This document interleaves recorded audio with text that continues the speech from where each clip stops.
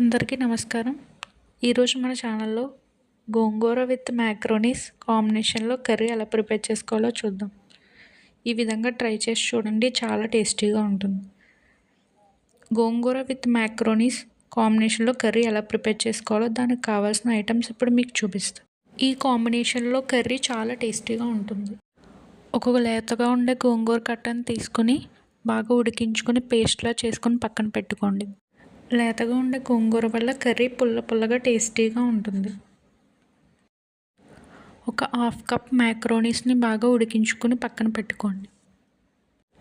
2 ఆనియన్స్ని ఇలా చిన్న పీసెస్గా కట్ చేసుకొని పక్కన పెట్టుకోండి.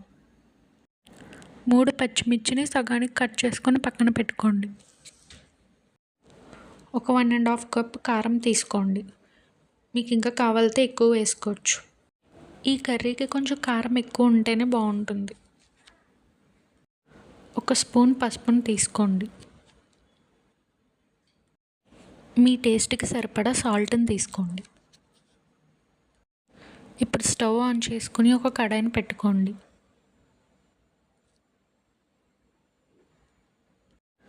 దాంట్లో తగినంత ఆయిల్ని వేసుకోండి. ఆయిల్ హీట్ అయిన తర్వాత ఉల్లిపాయలు వేసుకోండి. తర్వాత కట్ చేసి పెట్టుకున్న పచ్చిమిర్చి వేసుకోండి. ఇప్పుడు అదంతా బాగా కలుపుకొని ఉల్లిపాయలు గోల్డెన్ బ్రౌన్ వచ్చే వరకు ఫ్రై చేసుకోండి. ఉల్లిపాయలు గోల్డెన్ బ్రౌన్కి వచ్చిన తర్వాత ముందుగా ఉడికించి పేస్ట్ చేసి పక్కన పెట్టుకున్న గోంగూర పేస్ట్ని ఇందులో వేసుకోండి. అదంతా బాగా కలిసేలా ఒకసారి కలుపుకోండి. ఇప్పుడు ఈ గోంగూర పేస్ట్ని మనం పచ్చివాసన పోయే వరకు ఫ్రై చేసుకోవాలి. గోంగూర పేస్ట్ పచ్చివాసన పోయి బాగా ఫ్రై అయిన తర్వాత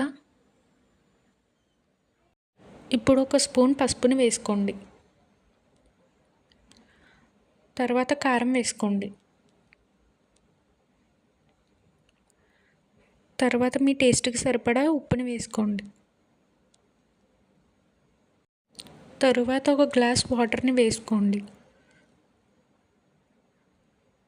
ఇప్పుడు అదంతా బాగా కలిసేలా ఒకసారి కలుపుకోండి. ఇప్పుడు దీనిని బాగా ఉడికించుకోండి. అదంతా బాగా ఉడికిన తర్వాత ముందుగా మనం ఉడికించి పక్కన పెట్టుకున్న మ్యాక్రోనీస్ని వేసుకోండి. అదంతా బాగా కలిసేలా ఒకసారి కలుపుకోండి. ఇప్పుడు మ్యాక్రోనీస్ని గోంగూరని ఒక 10 నిమిషాలు ఉడికించుకోండి. అంతే, ఎంతో టేస్టీగా ఉండే గోంగూర విత్ మ్యాక్రోనీ కాంబినేషన్లో కర్రీ రెడీ. ఈ వీడియో మీకు నచ్చినట్లయితే లైక్ చేయండి, షేర్ చేయండి. వీడియో చూసి వెళ్ళిపోకుండా సబ్స్క్రైబ్ చేసుకోండి. Thanks for watching.